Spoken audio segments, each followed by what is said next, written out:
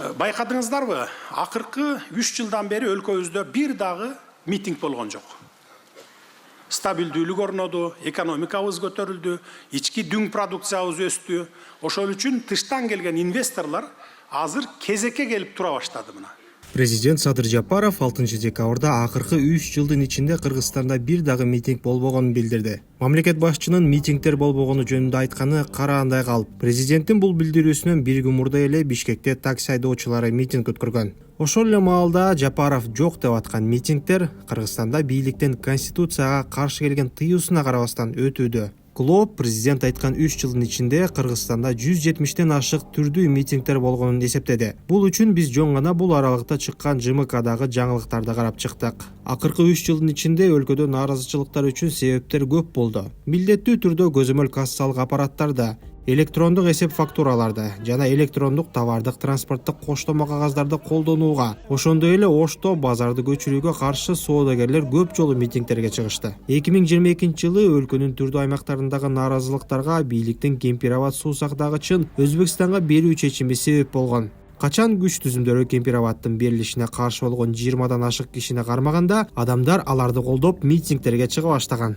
2023 жылы кыргызстандыктар тууну өзгөртүүгө каршы нааразычылык акциясына чыккан. Ал эми бийликтин бул демилгесине каршы авто жүрүш өткөрүү ниетин билдирген активист Автандел Жиробеков кармалган. Кийин бул аракети үчүн ага 70 000 сом айып салынган.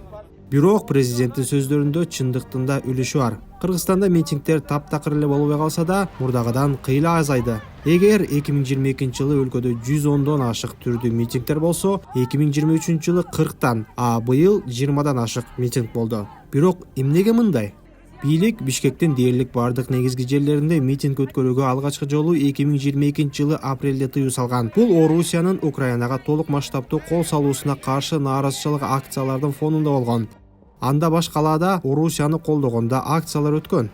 2024 жылы бул тыюу Бишкекте көптөгөн жылдардан бери катары менен өткөрүлүп келген салттуу өлбөс полк жүрүшүнө да таасирин тийгизди. Бул жолу бийлик ага да тыюу салды. Ошол эле маалда шаарда 2-дүйнөлүк согушта курман болгондорду эскерүү иш чарасы баары бир өттү. Бишкекте митинг өткөрүүгө салынган тыюу бүгүн да күчүндө. Сот акыркы жолу анын мөөнөтүн 2024 жылдын аягына чейин узарткан. Аны мындан кийин да узартышы мүмкүн. Ошол эле маалда Конституциянын 39-беренеси ар бир жаранга тынч жыйындарга эркен катышуу укугун кепилдейт. Бийлик Конституцияга каршы келерине карабастан 2024 жылы Бишкектегидей эле Оштода митинг өткөрүүгө тыюу салды. Бийлик бул тыюуну бузгандарга айыпкана салбастан, митинг өткөрүү ниетин билдиргендерди да жазага тартууда. Кемпир-Абад ишинин фигуранттары суу сактагычтын Өзбекстанга берилишине каршы митинг өткөрүү ниети үчүн бир канча ай ТИЗОго камалып чыгышты. 2023 жылдын башында милиция орусиялык активист Тимофей Илюшинди Кыргызстандан чыгып кетүүгө аргасыз кылган. Буга анын Бишкекте согушка каршы митинг өткөрүүгө ниеттенип, бул боюнча шаар бийлигине карылганы себеп болгон.